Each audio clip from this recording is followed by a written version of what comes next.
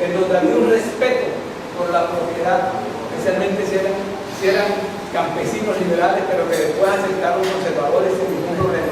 Cuando hubo ya el acuerdo entre los liberales y conservadores, a partir de entonces también entraban ellos, y si no tenían tierra, tenían derecho a ocupar la tierra y a sembrar. Había un respeto por eso. Bueno.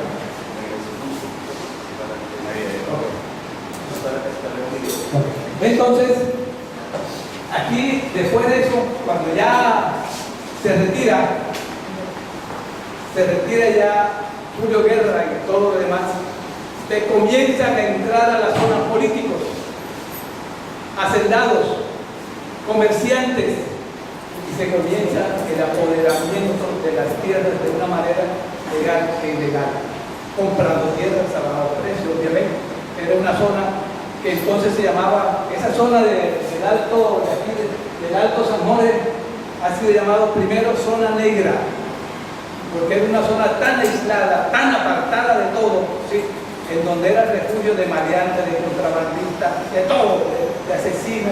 Todo el que tenía problemas con la justicia se iba allá y no tenía ningún problema, porque nadie entraba allá, nadie. Era un terreno, ya le digo, complicado en ese sentido. Y después pasó, cuando ya llegó la guerrilla, ya le pusieron no zona negra, sino zona roja. Bueno, entonces, ellos ya en 1960, cuando ya empiezan a apoderarse de esas tierras, viene el despojo. Algunos que llegan de Antioquia, que conocen todo lo que fue la violencia en esos lugares, empiezan a traer, a importar sicarios, hombres armados, ¿sí?, para que empezaran a adelantar labores en esos lugares. Violaban mujeres, quemaban casas, arrasaban cultivos, desplazaban a la gente. Los primeros desplazamientos que se conocen precisamente vienen de esos años 70, cuando hubo el último censo agrario que se ha hecho en este país. Ahora se está haciendo, va a comenzar, ya comenzó, va a comenzar. Bueno, el último fue en el año 70-71, imagínense ustedes, desde entonces no se hace censo.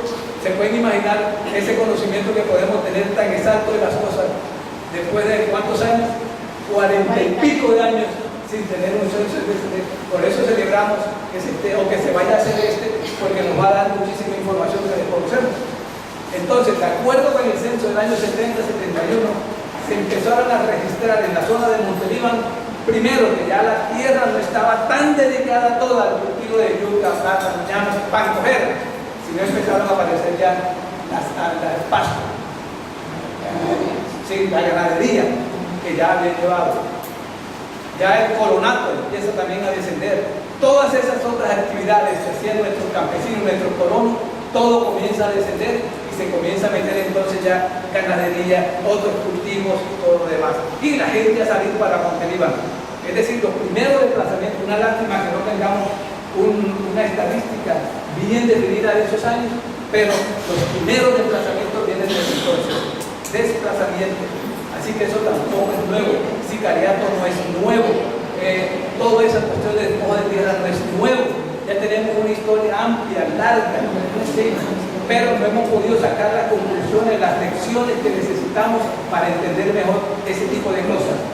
Entonces, en el año 66, antes del 66, había allí un sindicato. En esa zona estaba interviniendo ya el Partido Comunista de Colombia. Partido Comunista de Colombia. Ellos crearon lo que se llamó el Sindicato de Trabajadores del San Jorge, un sindicato importante en la zona. Tan importante fue que ese sindicato empezó primero a ocupar baldíos. Ocuparon unos baldíos y empezaron a hacer pueblos. Incluso algunos pueblos que llegaron a ser corregimientos de Montelíbano. Incluso algunos de ellos llegaron a ser concejales de Montelíbano. Ahí está, mucha gente era del interior del país, eran del Partido Comunista y fueron concejales. Esa es una historia muy importante, ¿sí?, que nos demuestra esas cosas. Allí en 1966, el Partido Comunista. Pero recuerden que en el 1964 el Partido Comunista se dividió. un ala que cogió para la Unión Soviética, que es el Partido Comunista que conocemos, y el otro que se dividió entonces en el Partido Comunista Marxista-Leninista línea Mao Zedong. Así decían a los que estaban metidos en eso entonces, línea Mao Zedong, los ML, marxistas-leninistas. Ustedes se dividieron. Entonces, los que ocuparon ya, los que fueron los maoístas, los de línea maoísta, se dedicaron fue entonces a la parte, y fueron ellos el origen prácticamente de la guerrilla de izquierda. Ellos, los que salieron del Partido Comunista. El Partido Comunista siguió trabajando, pero los disidentes, los que seguían la línea Mao Zedong, ¿sí?, en toda la cuestión del pueblo y todo lo demás, entonces ellos empezaron a fomentar lo que se llamó el Ejército Popular de Liberación en ese entonces. De tal manera que en fue una época muy difícil, primero porque se estaban apoderando de la tierra por los asesinatos, por las violaciones y por todo lo demás. Fue sumamente importante, pero ya estaba el sindicato. Como una reacción a eso, observen ustedes que esto es acción, reacción, acción, reacción. ¿Sí? El desenvolvimiento histórico de las cosas se da en eso. Aquí entonces, como una respuesta entonces a este grupo de sicarios que llegó, apareció entonces el sindicato y aparece entonces la guerrilla para contrarrestar. ¿Sí? Nos metemos entonces al año 67. En el año 67 ya les dije, apareció el Ejército Popular de Liberación, apareció el Ejército Popular de Liberación 1967, y ese Ejército Popular de Liberación llegó a tener, vean la convención, vean todo eso, la guerrilla de izquierda que más influencia ha tenido en el departamento.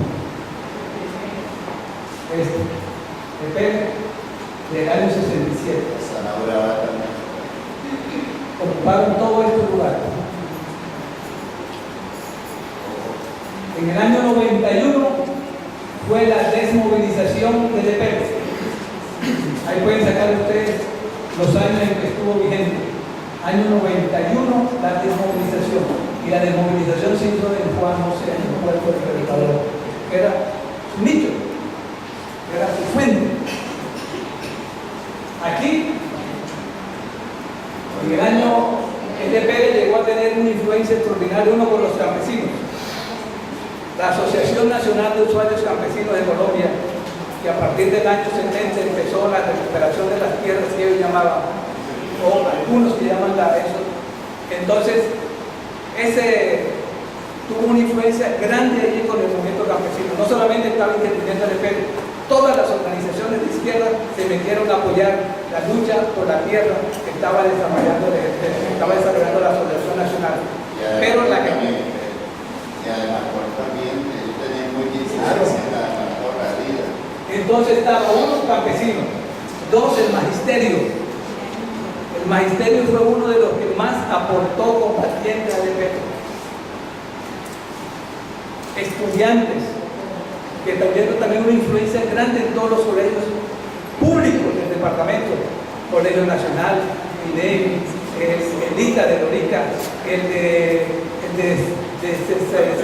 todo eso, el Andrés Rodríguez, todos esos llegaron a tener, ellos paraban a Montería lo paraban cada vez que querían, sacaban a los estudiantes a la calle y eso era, les llegaron a tener tanto dominio en esas cosas que paraban prácticamente cada vez que querían eso. Maestros, estudiantes, campesinos, incluso hasta artistas, grupos artísticos de música, de títere, de teatro, todo eso tenía una influencia grande y tenían sindicatos también. En ese entonces, el sindicato de las empresas públicas municipales, todo eso era grande la influencia que tenía el Ejército Popular de Liberación a través del Partido Comunista Marxista-Leninista. Bueno, oigan, otra cosa que también es bueno mencionar, la cantidad de estudiantes del Colegio Nacional y de los otros colegios que debieron salir, que los mataron, que incluso muchos se exiliaron, muchos de esos estudiantes desaparecidos. Uno también se pone a pensar que el costo social de todas estas inconformidades que ha tenido Córdoba, no hemos sacado la cuenta porque es altísimo. Si nos podemos apuntar desplazados, violadas, muertos, masacres, desaparecidos, toda esa cantidad de víctimas, y hoy ya afortunadamente una parte está identificada. Si nosotros nos pusiésemos a contar desde el comienzo, eso sería para ponernos a repensar muy bien cuál ha sido el papel. Si eso, tanto costo en la vida, en la tierra y en todos los bienes, ha valido la pena para lograr lo que hemos logrado. Esa es una deuda que hemos hecho, una cuenta que está por hacer, y que tenemos en algún momento que hacerla. Si eso nos ha costado demasiado, y si nos ha costado demasiado, tenemos que pensar, vamos a seguir poniendo aportes en ese sentido para conseguir ¿qué? Eso no tiene respuesta por ahora, pero yo creo que llega el momento en que tenemos que hacerlo. En este momento está matando, ya sabemos, la restitución de tierra, cuántos han muerto en el departamento, en el país. ¿Vale la pena seguir todo eso? ¿Cómo hay que hacer entonces? ¿Qué hay que hacer entonces? Vienen esas preguntas. ¿De qué manera, de qué forma de lucha, de protesta, de participación, de control tenemos que valernos para que esos derechos sean respetados? Esto nos está dando muchas lecciones, pero como no conocemos tantas de esas cosas, no tenemos lecciones, no asumimos responsabilidades ni enseñanzas tampoco. Bueno, pero resulta que no solamente en nuestro territorio, que vean que ocupó bastante el EPN, en nuestro territorio no solamente tuvimos a ellos, sino que también tuvimos y tenemos a la FARC, tuvimos al PRT, tuvimos al ELN. Vean que el departamento llegó así, estar así por cuenta de la guerrilla de izquierda. La guerrilla liberales ya saben qué parte ocupaban, ahora estos son de la guerrilla de izquierda. Vean aquí entonces la FARC, recuerden con sus frentes, 5, 7, el otro 58, la columna móvil. Desde que uno oye hablar de eso hace muchos años, siempre nos la mencionan, es decir, no han acabado, ¿sí? Ahí están vigentes todavía estos frentes, ahí están. Entonces también para que uno se ponga a pensar de cómo la existencia de ellos todavía persiste. Estoy hablando de la FARC. El PRT, bueno, la FARC viene en todo el territorio especialmente en el sur y en límites con Antioquia, que es generalmente por donde ellos se han movido. Antes sí se metían, incluso se meten todavía así por Querralta y por toda esta zona. Pero fundamentalmente ellos se han movido en esta zona, por así, por toda esta parte se han movido. Y penetran, ¿no? Penetran al territorio. El PRT más que todo funcionó en Sucre, el Partido Revolucionario de los Trabajadores, más que todo funcionó en Sucre, pero hacía incursiones en el departamento de Córdoba. Y todo lo que es Chinú, ¿sí? Aquí la parte de San Andrés, que San Andrés, recuerden, llegó un momento en que hubo mucho movimiento de estos tipos. Y después vino el ELN, ya que también tuvo una presencia importante. El ELN se dividió, una disidencia que se llamó Corriente de Renovación Socialista, que fue la que quedó aquí en el departamento de Córdoba, pero era del ELN. El ELN, recuerden que es una guerrilla que todavía está funcionando, que todavía existe, debilitada o pequeña, pero ahí está, ¿no? Entonces, para el año 94 se desmovilizó el PRT y se desmovilizó la disidencia esa del ELN, la Corriente de Renovación Socialista. Es decir, que para estos años, 91 se desmovilizó el EPL y en el 94 se desmovilizaron estas dos. Supuestamente entonces, para esta época, entonces apenas nos queda la FARC, porque el ELN, que tengamos así conocimiento, no hay una presencia significativa. ¿Sí? Bueno, entonces nos quedaría apenas esto. La FARC llegó al departamento de Córdoba aproximadamente a principios de los 80, por ahí como en el 82-83 llegaron ellos por primera vez. En el transcurso de 2 años crearon estos frentes y ahí están. Tienen una gran influencia todavía en el interior del Parque Nacional Natural Paraná. Bueno, esto es entonces la parte ya de la izquierda. Vean entonces la guerrilla del oeste. Bueno. Continuamos entonces, el año 94-2002. 94 que terminaron ya las negociaciones, las desmovilizaciones. Hablando un poquitico del desarme, desmovilización de estos grupos. El EPL, una parte, especialmente los comandantes, cuando se desmovilizaban, muchos de ellos ingresaron a las autodefensas. Incluso la autodefensa hasta les brindaba una hacienda donde ellos llegaban allí pues ya en son de negociación. Entonces, y eran acogidos por ellos, porque la táctica que utilizaron las autodefensas era vincular a los guerrilleros del EPL, porque ellos les proporcionaban nombres, rutas y todo lo demás. Así que ellos, imagínense, era gente con mucha experiencia, con mucho conocimiento, y ganarse a uno de ellos era una gran cosa, ¿no? Tenían ahí experiencia, tenían conocimiento, identificaban a la gente que los había apoyado durante mucho tiempo, cuáles eran las rutas, dónde estaban los campamentos, dónde había todo lo demás. Entonces, esa fue la táctica que utilizaron y les fue de mucha utilidad. Bueno, en el año 94-2002 entonces, teníamos en el departamento otro cuadro. Cuando se supone ya, bueno, todavía está la banda como ya lo dijimos, pero también habría ya los grupos estos paramilitares. ¿Está bien? Miren la unidad comenzaba. Y paramilitares, vean. Observen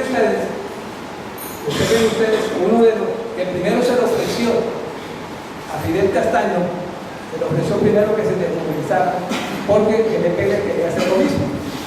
Él al principio no aceptó, pero ahí lo convencieron, ganaderos de aquí, el gobierno lo convencieron, y entonces aceptó y se entregó armas, se desarmó. ¿Sí? Después lo hizo el EPL cumpliendo el acuerdo que habían establecido.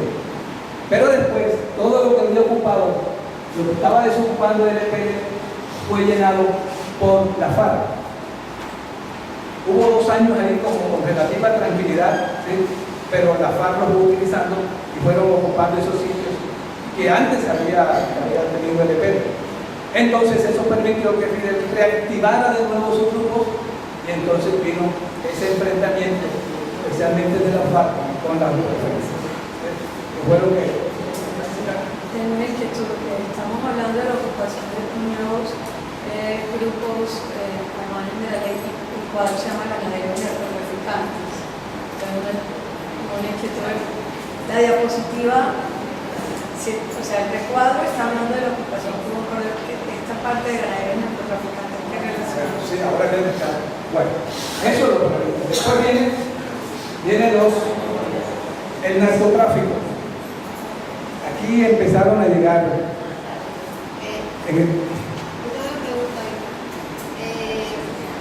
Eso parece que es como algo que se repite, ¿no? O sea, se dan las desmovilizaciones y luego llegan otros grupos a ocuparse el terreno, etcétera, etcétera. Eso se presenta, más bien se ha dado porque ha faltado presencia del Estado o porque de alguna manera se ha permitido también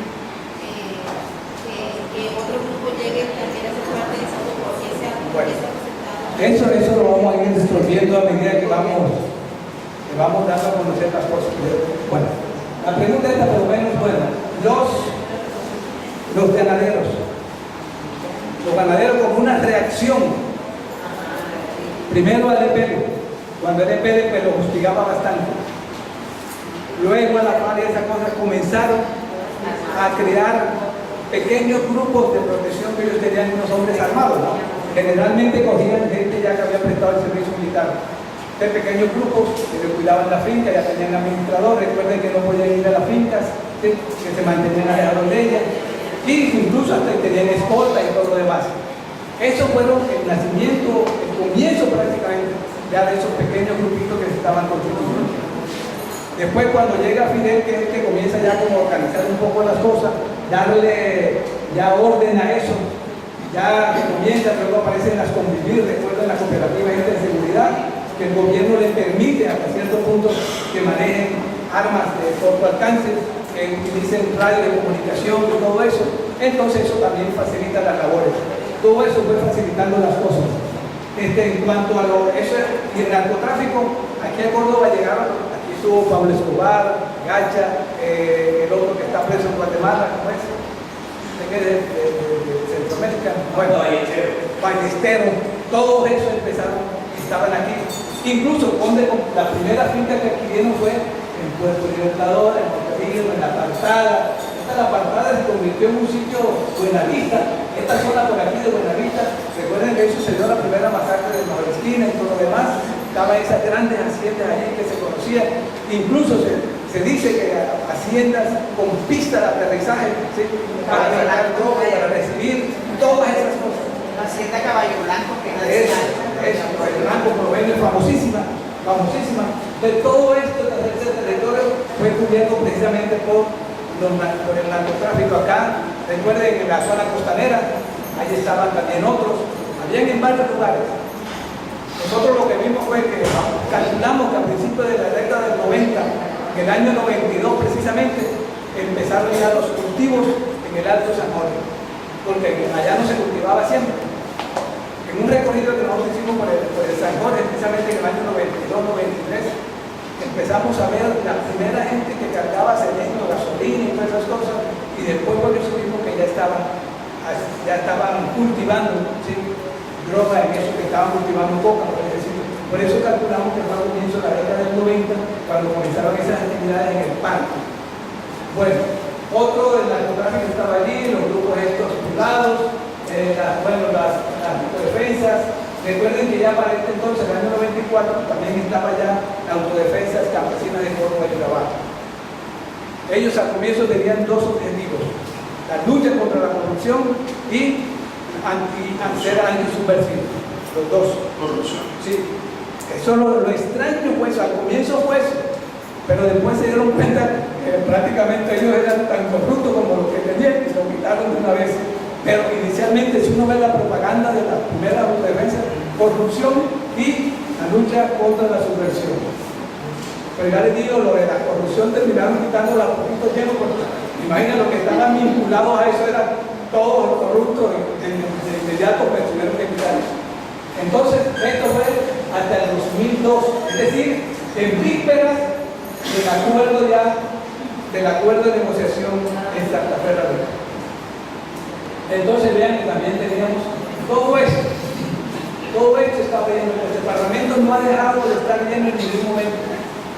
No ha dejado. En uno u otros actores ahí están presentes. Bueno, aquí puedo ver esto entre el año 85 y el 90 fueron los años más graves que hemos tenido en el departamento. Ahí nos permitió pues elaborar este mapa, un mapa de la ruta del desplazamiento, y lo que uno observa es lo siguiente: el desplazamiento no es homogéneo, tiene sus rutas, tiene sus lugares, tiene todo lo demás. Por lo general, una persona que sale por el temor o la obligan a salirse ya directamente, una amenaza o la muerte de un familiar. ¿Qué hacía antes? Al principio se quedaba en el pueblo vecino esperando a ver si eso se solucionaba. Incluso como habían salido así inesperadamente, subrepticiamente enviaban a alguien que fuera a echarle un vistazo al ganado que tenían, o a los animales, o a ver cómo estaba la casa, o el cultivo, cómo estaban los cultivos, cómo estaba el marrano, la gallina y todas esas cosas, a traer algunas cosas. Eso lo hacían con cuidadito ahí, ¿sí? Para que no lo vieran. Si eso se prolongaba mucho, entonces ellos acudían a otro lugar más distante. Generalmente buscaban la cabecera del municipio, porque ya en la cabecera del municipio ahí estaban pensando ya en los pelados que tenían que estudiar, en la salud, y de pronto buscarse algún trabajito de cualquier cosa para medio sobrevivir. Si la situación seguía empeorándose, entonces se venían para ya poblaciones más grandes, en este caso sería Montería. Y si aquí Montería han llegado, nosotros calculamos de la población que tiene Montería, más o menos hay entre 60.000 y 70.000 desplazados por la violencia. En esos años se crearon aproximadamente 50 barrios normales de Montería. No había política para eso, entonces tenían que ocupar zonas verdes, tenían que ocupar cualquier lugar que habían desocupado, enseguida armaban su rancho, formaban su barrio y todo lo demás. Muchos pueblos y las invasiones, hemos calculado más o menos 50 barrios que se constituyeron con motivo de la llegada de esos desplazados durante varios años. Entonces, de Montería salía para dónde? La gente de Montería generalmente se iba, ¿sí? Se iba, porque esa es otra cosa que quiero que hablemos. La gente nuestra, o la gente, vamos a Querrata y Valencia, que está aquí próxima a lo que es el Urabá antioqueño y el Urabá chocuano por este lado, ¿sí? Se salían. Cuando ellos se empeoraban por aquí, se iban para allá. Cuando ya la situación se complicaba, venían para acá. La gente de la zona costanera, que también ayudaron mucho a formar estos pueblos de aquí, también hacían lo mismo. Esos eran los lugares. Montería se iba entonces para acá, para la zona esta, o se iba para otros lugares. La gente de por aquí, de Sinú y esa, se iba para Sucre. La gente de aquí, del Caja y Apel, Buenavista, Papá, se iba para Nechí, Caucasia, Jardín, Puerto Valdivia, por todas esas cosas, y últimamente para Medellín. Recuerden que Yapel tuvo mucha influencia y apartada sobre esta zona de aquí del Bajo Cauca. Puerto Libertador no cogía, para acá no cogía.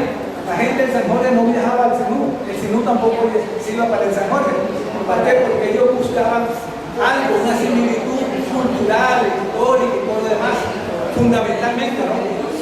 Lo buscaban primero, buscaban eso por sentirse pues que estaban con su propia gente, ¿no? Era gente que ellos pasaban desapercibidos porque se conocía la misma fisonomía, los mismos empleos, la misma situación. Pero ellos no querían viajar a otros lugares porque enseguida lo identificaban. Ellos también estaban protegiendo su seguridad. Un costeño ya nuestro que llegaba a Medellín, en ese entonces enseguida lo ubicaban, el tipo no es de aquí.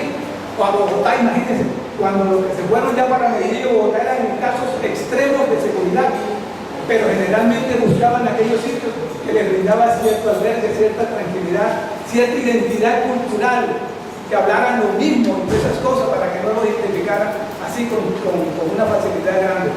Eso fue la característica que tuvieron el desplazamiento. Es decir, el desplazamiento, por eso no es homogéneo, tiene entonces, de acuerdo, ¿sí? Ha tenido su historia, que eso también nos hace falta estudiar un poco más. Ha tenido su historia, ha tenido sus rutas, saber por lo menos los hijos de esos desplazados que siguieron haciendo y todo lo demás. Si hemos seguido con más cuidado, y lo vamos a ver ahora, todo el coronaje que hicimos ahí en el Urabá chocuano y antioqueño, que ha sido una de las más grandes historias nuestras, pero la desconocemos y no tenemos ni idea de eso. Pero eso lo vemos ahora en este momento. Bueno, entonces, esto nos parece sumamente importante, ver para dónde se iba y de dónde llegaba nuestra gente. Ahora cuando vayamos a ver toda esta parte del sur, iremos a ver cuántos de esos tenemos aproximadamente, lo que se han logrado inscribir en las oficinas respectivas del sitio. Bueno, retomamos, año 85-91. Víctor, una pregunta.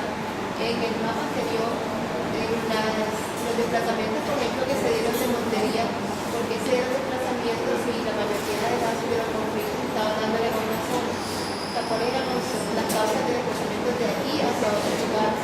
De Montería para... Aquí a Montería especialmente llegaban, pero recuerden ustedes que estos grupos también aquí en Montería hacían masacre y haciendo lo demás. Tenemos todos esos registros de que también aquí no era como la tranquilidad absoluta. Ellos actuaban también en Montería. Recuerden que esos grupos tenían también, Pablo sabe ya mucho de eso también, todos los comandos urbanos y esas cosas, sus responsables urbanos, y hacían seguimiento, inteligencia, y todo. Y aquí estaba, ahora lo vamos a ver más tarde, aquí estaba el centro de comunicación, el centro logístico, todo estaba aquí en Montería, en la cabecera. Desplazaron todos los alrededores, los corregimientos de Montería, Las Palomas, Martinica, todo eso tiene su... Bueno, Martinica recuerda que está a 15 kilómetros. El Cerrito está a 12 kilómetros. La Gorda. Pero todo eso estaba ocupado. Bueno, aquí tenemos el año 85-91. Vean ustedes, ya tenemos guerrillas, vean la guerrilla, paramilitares de autodefensa, todo esto. Este es